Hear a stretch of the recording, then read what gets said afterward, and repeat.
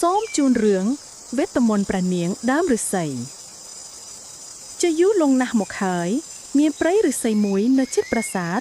ដែលមានព្រៃធំដ៏ស្រស់ស្អាតមួយកន្លែងដែលខ្យល់បក់ឲ្យដើមឫស្សីមានសម្លេងពីរោះដោយសូរយន្ត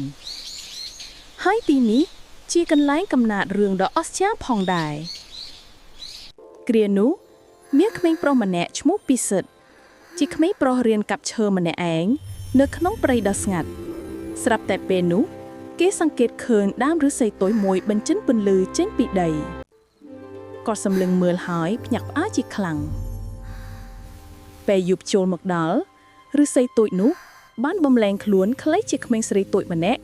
ដែលពោពេញដោយពន្លឺវេទមន្តនាងគឺនាងសូរិយាមានសត្វអំពិលអំពៃតូចមួយបញ្ចេញភ្លើងគួរឲ្យស្រឡាញ់ហោះឡើងមកស្វាគមន៍នាងពន្លឺបន្តភ្លឺលើមុខនាងហើយសត្វនោះបានបន្តថាសូរិយាមានចិត្តល្អបរិសុទ្ធនាងសូរិយាក៏បានក្លាយជាអ្នកការពារព្រៃដ៏អស្ចារ្យម្នាក់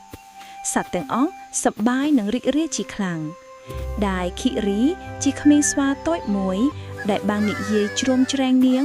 ហើយប្រាប់ទៅសត្វឯទៀតស្រាប់តែមានពេលមួយមានបងប្អូនភ្លោះពីរនាក់ចូលមកកាប់ឈើក្នុងព្រៃដោយលីពូថៅយ៉ាងមុតស្រួចជាមួយទឹកមុខយ៉ាងកោងកាចដូចជាមានការស្រែកឃ្លានក្នុងការបំផ្លាញព្រៃឈើយ៉ាងខ្លាំងរំពេចនោះដែរក្មេងប្រុសពិសិដ្ឋក៏បានព្យាយាមរាំងស្ទះពួកគេទាំងពីរហើយនិយាយថាកុំកាប់ឫស្សីនេះគាត់និយាយតែពួកគេមិនស្ដាប់នោះទេហើយទាំងស្រីសម្លុតពិសិដ្ឋថែមទៀត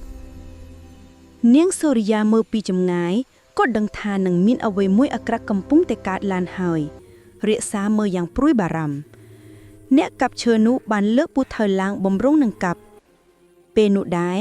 នាងសូរិយាបានបង្ហាញខ្លួនដោយពន្លឺស្រស់ស្អាតធ្វើឲ្យអ្នកទាំងអស់គ្នាភ្ញាក់ផ្អើលជាខ្លាំងហើយព្រៃទាំងមូលដូចជាមកគាំទ្រនាងសត្វទាំងឡាយបានឈររួមគ្នាហើយនាងបាននិយាយយឺតៗថាព្រៃនេះជាជីវិតរបស់យើងទាំងអស់គ្នាសូមកុំបំផ្លាញវាអីនាងនិយាយដោយស្រួលអ្នកកាប់ឈើចាប់ផ្ដើមមានអារម្មណ៍ស្តាក់ស្ទើរស្រាប់មានខ្យល់មួយបក់ហើយគួចឡើងទៅលើដោយខ្យល់ព្យុះស្លឹកឫស្សីហោះលើក្បាលអ្នកកាប់ឈើធ្វើឲ្យពួកគេខ្លាច